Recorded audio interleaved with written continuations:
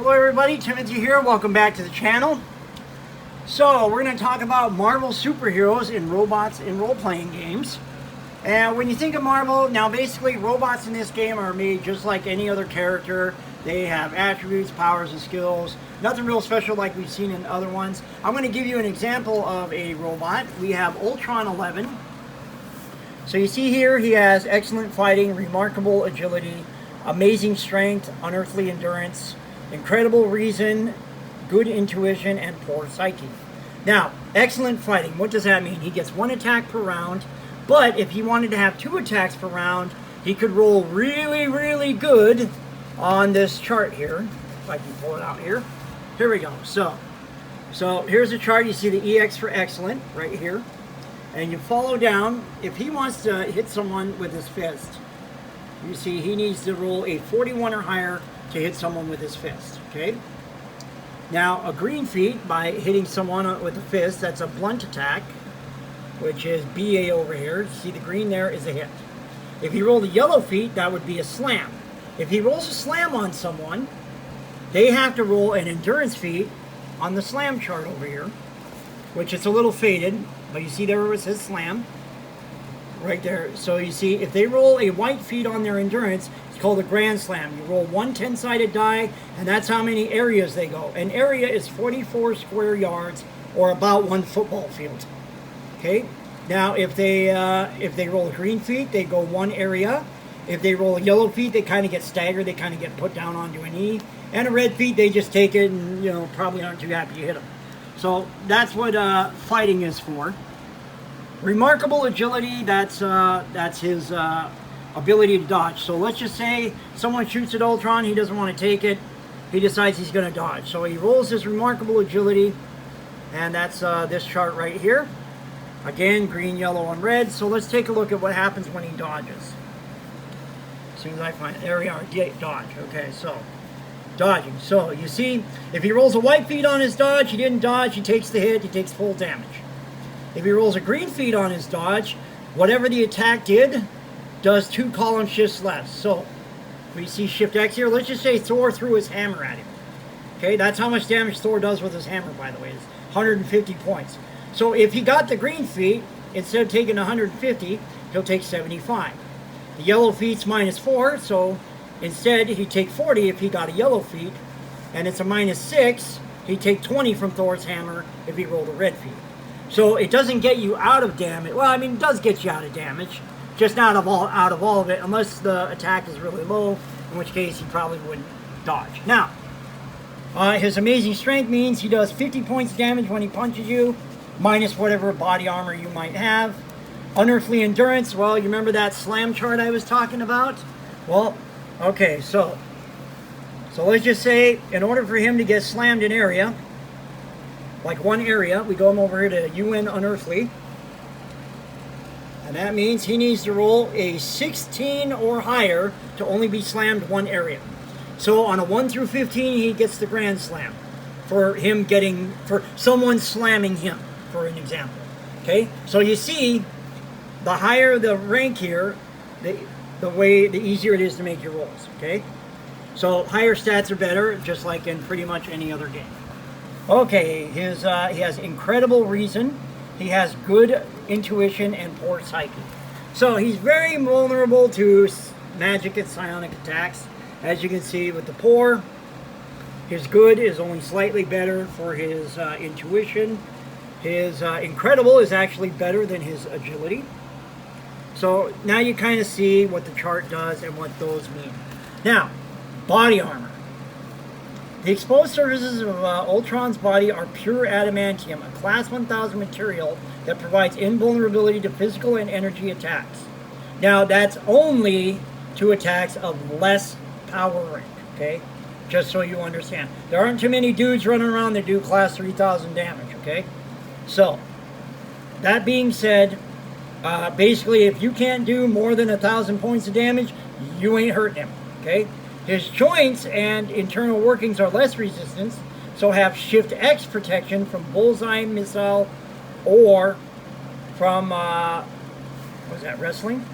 Yeah, wrestling attacks directed against them. So, What is a bullseye? A bullseye is a ranged attack. You see right there under shooting. So if, let's just say Iron Man decides he's going to shoot him with his repulsor blast and he's aiming for the joint. So he shoots the joint and he needs a yellow to hit it, okay? If he hits a green, he missed the joint but maybe hit his arm instead, okay? That's why they say bullseye there, because it has to be a direct hit, okay? Now the Shift X protection means instead of 1,000 damage being taken off, it's 150 damage taken off the attack, okay? That's how good it is, okay? Now, Ultron is invulnerable. That's class 1000 resistance to heat, cold, radiation, and corrosives. Weapon systems. Ultron possesses a number of weapon systems developed over the years, including concussion blasters mounted in the hands capable of inflicting monstrous force at a range of 4 areas. That means he can do 75 points of force damage. If you look up here on force, right there, hit, bullseye, stun. So if he rolls a red feat, someone has to roll against a stun. And on the stun chart here, they roll a white, they're stunned for 1 to 10 turns. They roll a green, they're stunned for 1 turn. Yellow and red, they're not stunned at all. So, let's see, tractor beams. Mounted in the hands, Ultron can exert remarkable strength up to 10 areas away. I assume that kind of works like telekinesis for him.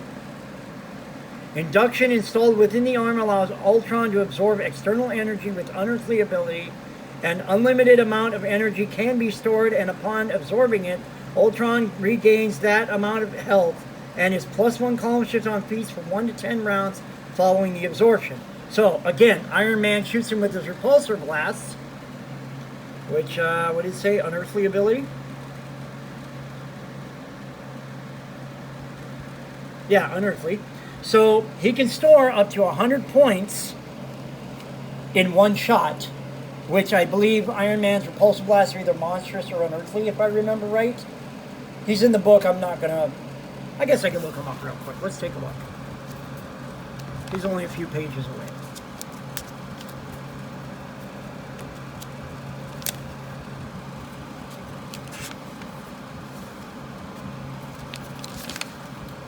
Here we go, Iron Man. Okay, Iron Man, Tony Stark. Repulsors. Well, they do amazing. I was wrong. His pulse bolts do monstrous. So let's just say he shot him with a pulse bolt. Okay, so Ultron would take 75, but he can actually absorb that energy so that he doesn't take any damage at all. Not that he would take damage in the first place. But let's just say he had taken damage from some other attack somehow. Let's just say Thor rolled a red feat with his hammer and hit him at a joint, which would be shift Y damage, because when you roll a red feat, it goes up 1 column shift. So let's just say Ultron, who would stop 150, took 200, so he'd take 50 points of damage. Iron Man shoots him, he absorbs the 75 energy, uses 50 of it to heal the 50 he took. That's what makes the absorption power very dangerous, okay? So, Encephalo Beam, mounted in Ultron's head, allows him to mind control powers of incredible ability. Ultron uses this ability to put antagonists to sleep and to control minds to help him rebuild his body.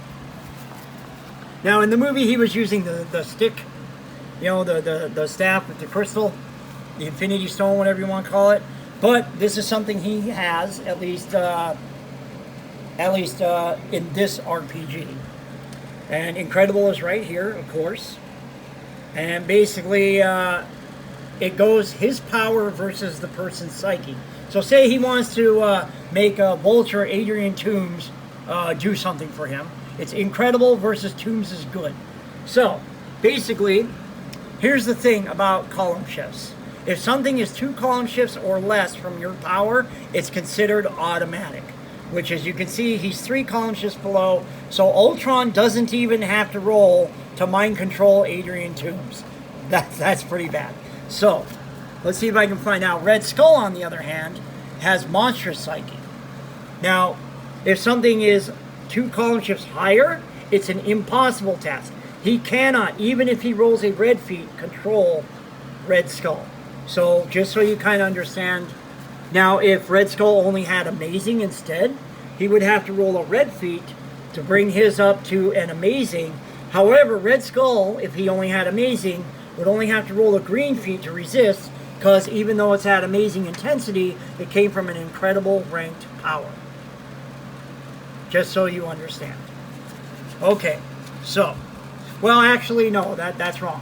He would have to roll a yellow if he rolled the red feat, but if he rolled a green feat, and then he would only have to roll the green feat to resist because it's higher. So, that being said, that is his powers, his talents. Ultron's programming is extensive enough to be considered to have engineering and repair tinkering. What this does, this gives him a +2 column shifts on his reason, going from incredible up to amazing monstrous for terms of anything to do with engineering or, you know, what they call kit bashing, or what they call basically gadget making. Basically, he can, for building things, whether it's buildings or cars or his body or whatever. So he has monstrous ability to do that. Now, he has 200 health, 54 karma, remarkable resources, and no popularity. So if you go down the street and you ask the average Joe, hey, have you seen Ultron? Basically, they'll say Ultron, and you see this 0 here? So if Ultron does not roll a 66 or higher on his popularity feat, no one has ever heard of him, okay? Well, that particular person hasn't heard of him, okay? Now, as for the resources of Remarkable 30,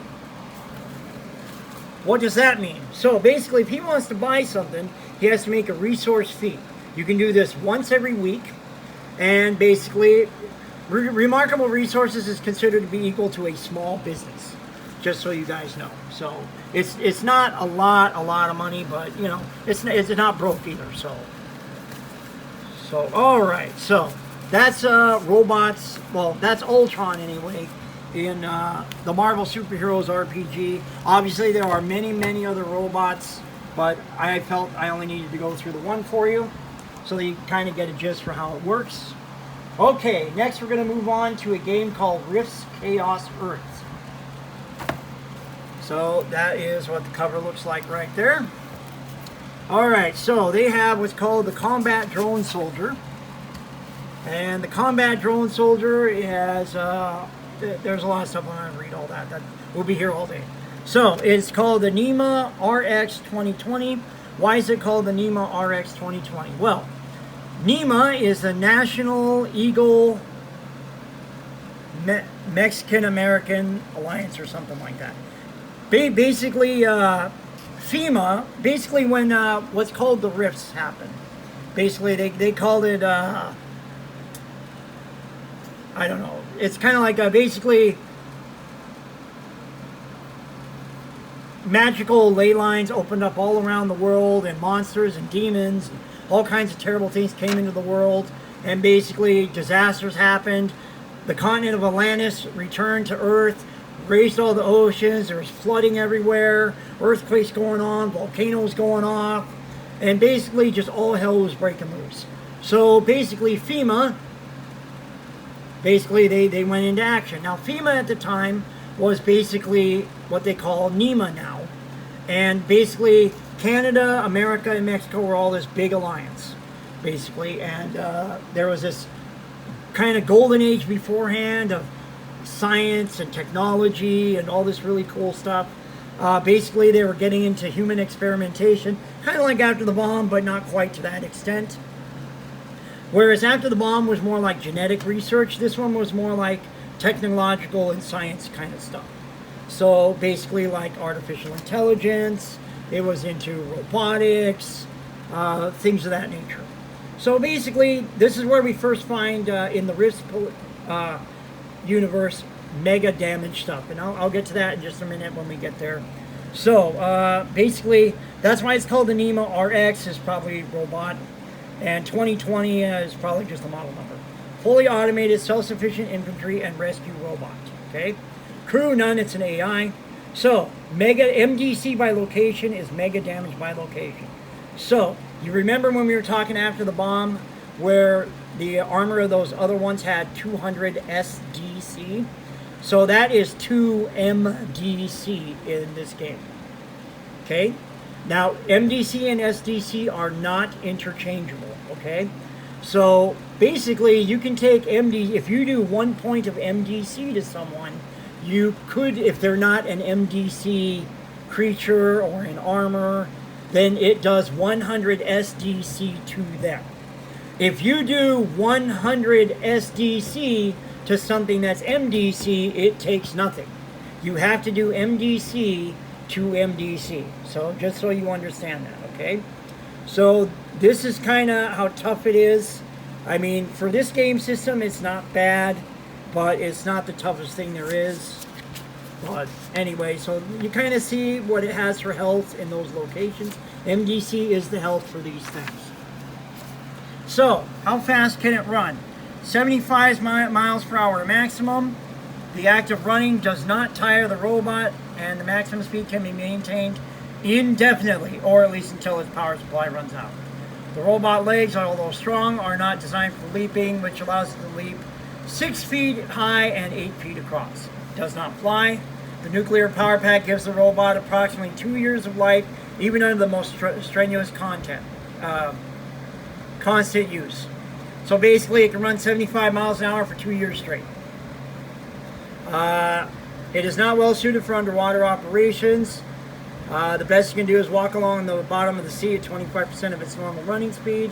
Its maximum depth is 1,000 feet. It's 7 feet tall, 3 feet wide, and 2 feet in length. 360 pounds. Okay, now what does it say? Equal to robot PS of 28. Robot physical strength allows you to lift, I believe, 25 times, lift and carry 25 times your PS. So take 28 times 25, that's how many pounds it can lift and carry. It doesn't have any cargo, it has a nuclear power system for 2 years. It's exclusive to NEMA and the militaries of the 3 allied nations. Any CDS outside of NEMA was found or stolen and sells for upward of 5 million credits or equivalent in trade. Rare availability. Okay, so what does it have for weapon system? The RX-2020 arm blaster. It's an assault weapon. It has 2 settings, 3d6 MD per single blast or 1d4 times 10 MD per triple blast burst. Both count as 1 attack action. A single blast gets the benefit of maximum bonuses. A burst does not. Okay. Rate of fire is either single shot or a 3 blast burst. Let's see. The robot has 5 attacks per round. Range is 1,200 feet. It can do this as much as it wants off its power supply, or if it decides to use an E-clip arm port, it can have 21 single shots or 7 burst shots if the link is severed. Okay. Then it has an RX-2020 18-inch vibro blade tucked away in a special form housing and is curved and retractable, blah, blah, blah. Its purpose is assault and chopping through SDC barriers. Remember, it's a rescue robot. Defense and anti-personnel. It weighs 2 pounds. It does 2d6 plus 3 mega damage. Hand-to-hand with about 5 to 6 foot reach when extended. 5 attacks for melee. Payload not applicable. Basically, it's a vibrating sword is really all it is. It can use energy rifles, but basically they don't normally get them because, again, it's search and rescue. Hand-to-hand combat, it can punch things. It's 5 attacks a round. It has the equivalent of hand-to-hand expert. That's kind of like your basic, I won't say basic military training, but kind of like, I won't say commando training either. It's like, not quite special forces, but kind of like heavy-duty Marine training, I guess I would call that.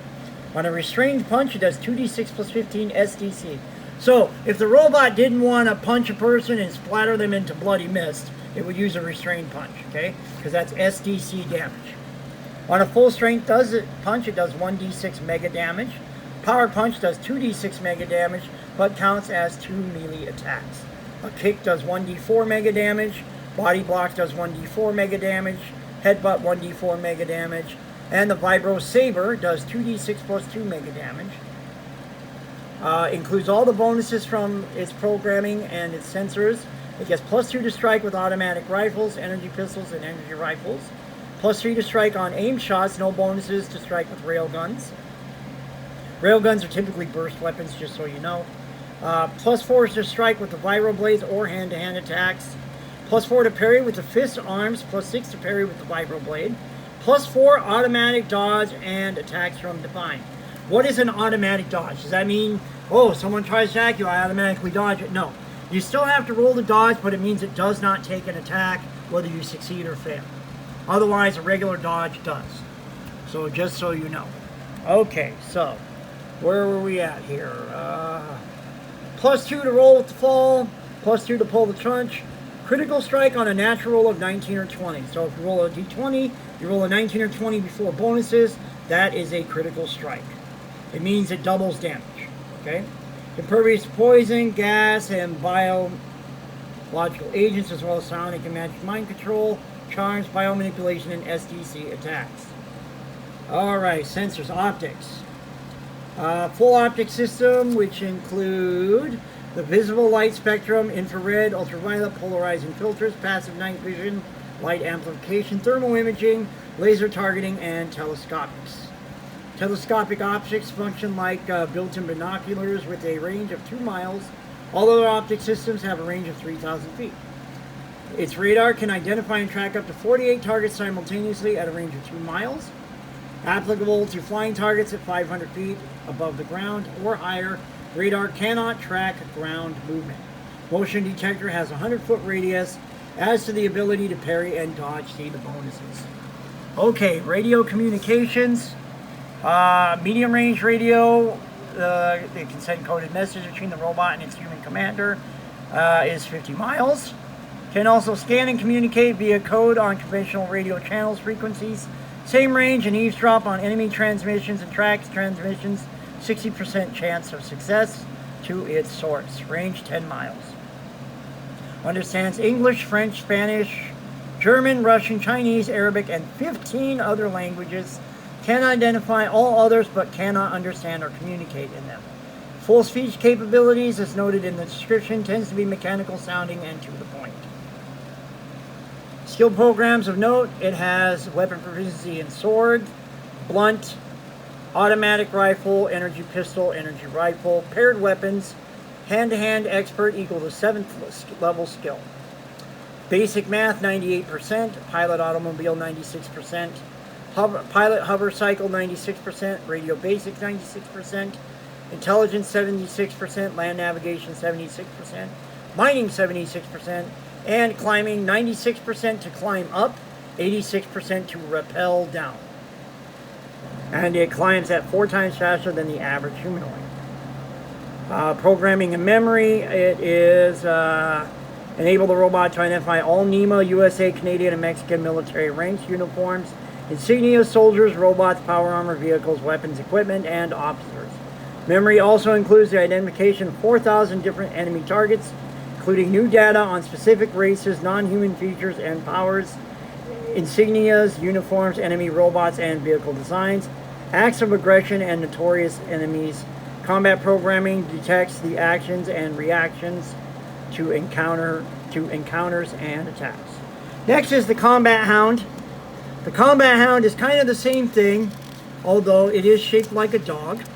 It has a little more health in the main body, and it runs a little bit faster. Obviously, it will not have all the same capabilities. It has a back-mounted weapon turret, as you can see here, and that is also mega damage. It has 2 small head lasers, which you can probably see right there. And rather than use a weapon, it can butt with its head, or it can pounce or pause strike. Basically, it has a lot of the same the other one has. We're not going to go into too much detail. You have the Pup Scout. This is a smaller one. This one doesn't normally come with that little minigun that's attached there, just so you know. So basically, this one is definitely search and rescue. This one usually goes into smaller crevices than the Combat Pup can fit in. Let's see, weapon system, it says non-standard, but the equivalent of a pistol or light rifle or light machine gun can be mounted on the back of the pup, which is what you saw in the picture. Now, as you can see, this one does all SDC damage, even though it is an MDC machine. so it's not designed for combat again. So next we have the Spider Probes, and these are designed for much smaller spaces than the Combat Pup. These can do all kinds of climbing and crawling, and you have the Flying Probe, and those are actually just the Spider Probes except they fly. So that is robots for Rift's Chaos Earth. So we are at the 25-minute mark. I'm going to end this video as video number 3 of the robots and role-playing. I hope to see you again in number 4, and I think number 4 should be hopefully our final one. If not, then we'll finish it with the 5th one. I hope you all had a good time, and I hope you all have a great day. Thanks for tuning in. Have a good one.